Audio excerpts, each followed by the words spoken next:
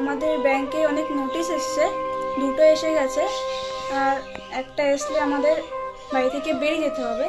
আমি 10-এ পড়ি এখন, আর মাধ্যমিক দেব। এখন আমার বই কেনা কিছুই হয়নি, আমার হয়তো আর পড়া হবে না। তুমি পড়তে চাও তো? হ্যাঁ, আমি পড়তে চাই। তার বয়স এখন 22 বছর বয়স। আচ্ছা, সে মেন্টাল হসপিটালে ভর্তি। যদি সেও ভালো থাকতো, হয়তো আমাদের পাশে, সবার পাশে দাঁড়াতে পারতো, তাহলে হয়তো এতটা খারাপ হতো না। কিন্তু কোথায় যাবো মা? আমার ছেলেটা একটা পাগল হয়ে গেছে, পাগলকে আমি ভর্তি করেছি, ঠিক আছে? একটু অনুরোধ করছি যাতে আমাদের দিকে একটু লক্ষ্য করা হয়, যাতে আমাদেরকে একটু সাহায্য করা যায়। নমস্কার বন্ধুরা, আমরা আজকে এসেছি নদিয়ার চাকদায় অবস্থিত সিলিন্দায় তাপস গাছিয়ার বাড়িতে। শুনতে পেয়েছি তিনি নাকি খুব এখন খারাপ অবস্থার মধ্যে দিয়ে দিন কাটাচ্ছেন। তার মা প্যারালাইসিস অবস্থায় পড়ে রয়েছে, একটি ছেলে আছে তাকে পাগলাগারদে দিয়েছেন, আর একটি মেয়ে আছেন যে এবছর মাধ্যমিক দেবে, কিন্তু টাকার অভাবে এখনও অবধি বই কিনতে পারেনি সব, আর প্রাইভেটেও নাকি যেতে পারছে না। এই যে দেখতে পাচ্ছেন ওনার বাড়ি, আমরা এখন ভিতরে গিয়ে একটু কথা বলবো ওনার সঙ্গে।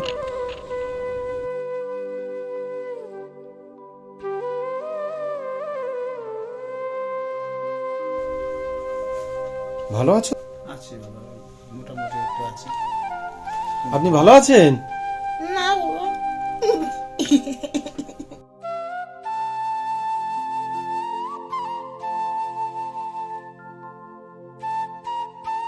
আচ্ছা, কাঁদবেন না, কাঁদবেন না, কান্না করতে হবে না। বলুন কি অবস্থা, কি হয়েছে? আমার তো একটা ব্যাংকের থেকে একটা লোন নিয়েছিলাম, ঠিক আছে? আমি এখন তো দেউলি, আমি নিতে পারছি না, জানেন তো। এখন মারে অসুবিধা, কোথায় যাবো মা? আমার ছেলেটা একটা পাগল হয়ে গেছে, পাগলকে আমি ভর্তি করেছি, ঠিক আছে? এখন ব্যাংক তো আমার শুনছে না, চাপ দিচ্ছে, ঠিক আছে? টাকা দিতে হবে, না বাড়ি ছেড়ে দিতে হবে। এখন আমি এই মাকে নিয়ে কোথায় যাবো, ছেলে মেয়ে নিয়ে, ঠিক আছে? আচ্ছা, বাড়িতে এমনি কয়জন কি আছেন?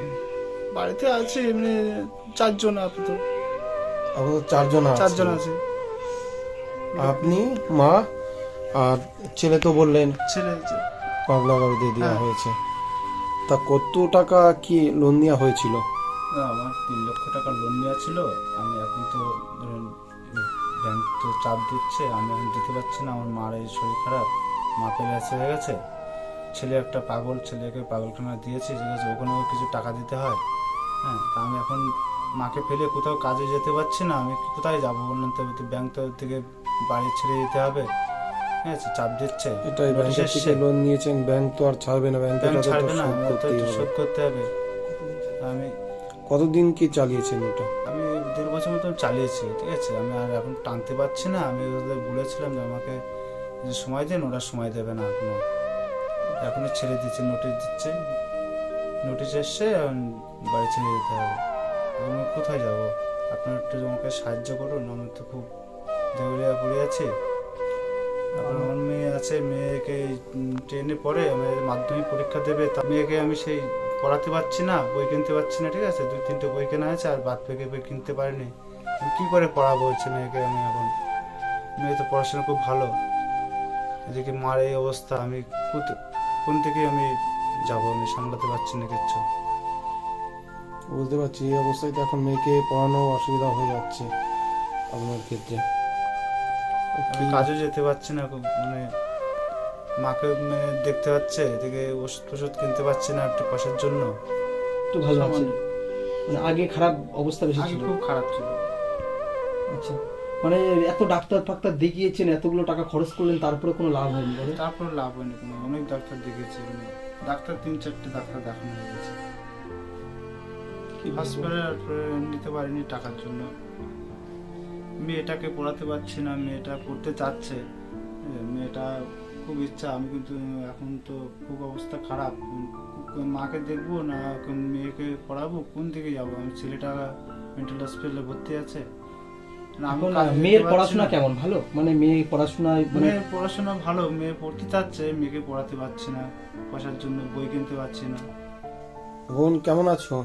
আমি আছি ভালো মতো। তা কোন ক্লাসে কি পড়ছো তুমি? আমি 10-এ পড়ি এখন, আর মাধ্যমিক দেব 1 মাস পরে আমার মাধ্যমিক। এখন আমার বই কেনা কিছুই হয়নি, আর ঠামা প্যারালাইজড হয়ে গেছে। এখন আমাদের ব্যাংকে অনেক নোটিশ এসছে, 2টো এসে গেছে, আর একটা আসলে আমাদের বাড়ি থেকে বেরিয়ে যেতে হবে। আর এখন দাদাকে মেন্টাল হসপিটালে দেওয়া হয়েছে। আচ্ছা সে তার বয়স এখন 22 বছর বয়স। যদি সেও ভালো থাকতো হয়তো আমাদের পাশে, বাবার পাশে দাঁড়াতে পারতো, তাহলে হয়তো এতটা খারাপ হতো না। কিন্তু তারও খুব অবস্থা খারাপ, সে এখন মেন্টাল হসপিটালে ভর্তি আছে। তুমি তো একটা কি বলবো বোন তোমাকে, তুমি একটা মেয়ে হয়ে যে এই বয়সে 16 বছর বয়সে পুরো সংসারটা টানছো, তোমার মা নেই, মানে আমি স্যালুট করছি তোমাকে, মন থেকে বলছি যে তুমি এত কষ্ট করে এই ঠাকুমার পাশে আছো, এই তোমার বাবার পাশে আছো। দাদার হয়তো দাদা তোমার নেই, কিন্তু দাদাকে হয়তো রিসেন্ট কয়েকদিন হয়েছে ভর্তি করানো হয়েছে, তাই তো মেন্টাল হসপিটালে। আচ্ছা, ওখানটায় কয় টাকা করে খরচ হয় আপনার? ওখানে তো নিশ্চয়ই পয়সা নেয় আপনার কাছ থেকে, নাকি ফ্রিতে হয়? না, 5-6 হাজার টাকা করে নেয়। 5-6 হাজার টাকা করে? তাহলে আপনার প্রথমত ব্যাংকের লোন, দ্বিতীয়ত আবার আপনার ছেলের পেছনে 5-6 হাজার যাচ্ছে। মানে আপনি এদিকে পারছেন না যে ছেলেকে বাড়ি নিয়ে রাখতে ওই অবস্থায় বেঁধে, কিন্তু আপনার ছেলে আবার কি করছে গ্রামে? হ্যাঁ, ওখানে 5-6 হাজার টাকা নেয়, আমি ওখানে অল্প অল্প করে টাকা দিচ্ছি এখন, ঠিক আছে। আমি বলেছি দাদা আমাকে একটু সময় দেন, আমি পরে আস্তে আস্তে দিয়ে দেবো, ঠিক আছে, আমি এখন এই মুহূর্তে পাচ্ছি না। তা দাদা আমাকে কথা রেখেছে, আমাকে ওরা বলছে ঠিক আছে আপনাকে এই নিয়ে করে চিন্তা করতে হবে না, এটা পাগল মেন্টাল হসপিটাল, ঠিক আছে, এখানে আমরা পয়সা লাগে। চিকিৎসা করার জন্যই আমরা এটা করেছি। সেই টাকাটাও মানে দেওয়া হচ্ছে অল্প টাকায়, কিন্তু এখন ঠামাকে প্যারালাইজড হয়ে গেছে। এখন খুবই খারাপ অবস্থা আমাদের। আর বাবার যে অবস্থা, মানে তুমি কোন দিকে টানতে বুঝতে পারছে না। আমাকে পড়াবে কি করে সেটাও হয়তো হবে না, আর পড়া আমার হয়তো আর পড়া হবে না। তুমি পড়তে যাও তো? হ্যাঁ, আমি পড়তে চাই। তবে কান্না করবেন না, আমরা তো পাশে আছি। তারপর দেখি আপনার পাশে এসে আর কতজন কি দাঁড়াতে পারে, ঠিক আছে? এভাবে কান্না করবেন না। নাতিনটাকে পড়াতে পারছেন না? কান্না করবেন না, কান্না করবেন না। খাওয়া দাওয়া ঠিকঠাক করছেন?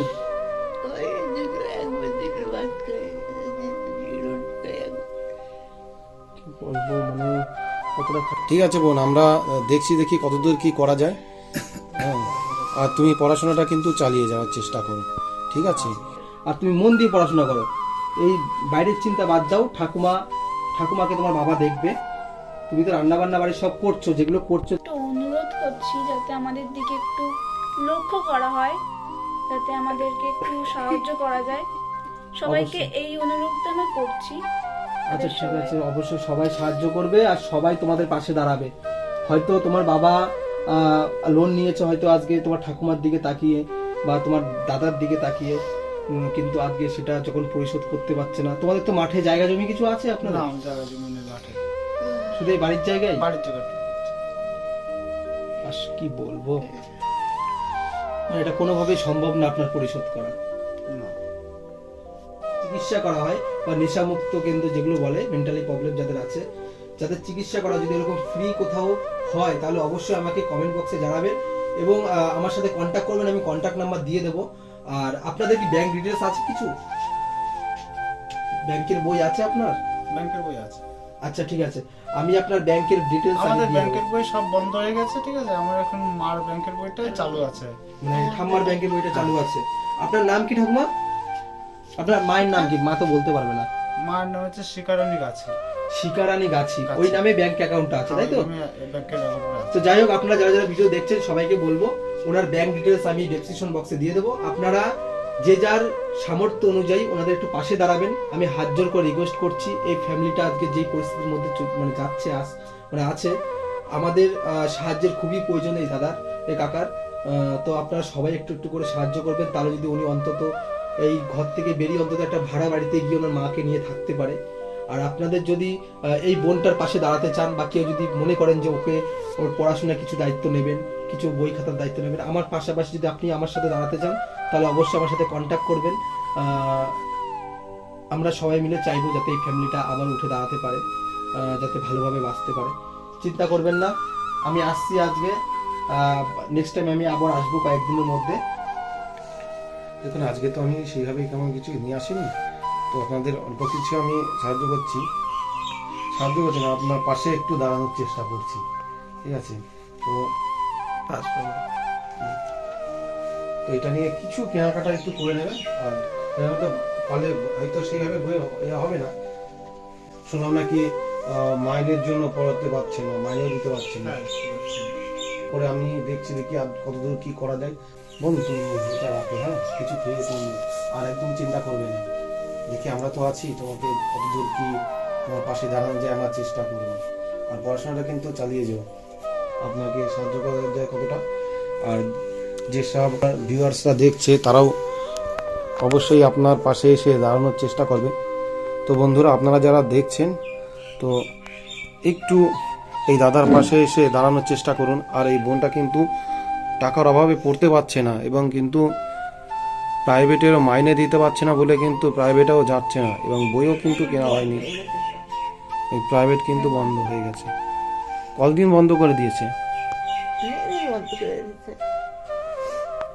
তো আপনাদের কিন্তু সামান্য একটু সাহায্যে কিন্তু সবাই যদি একটু একটু করে সাহায্য করেন দাদাকে, তাহলে কিন্তু দাদা এই ঠান্ডা দেখতে পাচ্ছেন, এখন কিন্তু প্রচুর ঠান্ডা পড়েছে, এর মধ্যে দাদা এই ঘর ছেড়ে দিয়ে কোথায় যাবে? আপনারা একটু একটু করে দাদার পাশে এসে দাঁড়ান, তাহলে কিন্তু দাদা একটু মাথা গোজার জায়গাটা পাবে। তো বন্ধুরা, আমরা কিন্তু আজকে এখান থেকে বেরিয়ে যাচ্ছি। তো আপনারা কিন্তু অবশ্যই একটু এই দাদাকে একটু হেল্প করার চেষ্টা করবেন। তো আজকে রাখছি, সবাই ভালো থাকবেন, মানুষের পাশে থাকবেন।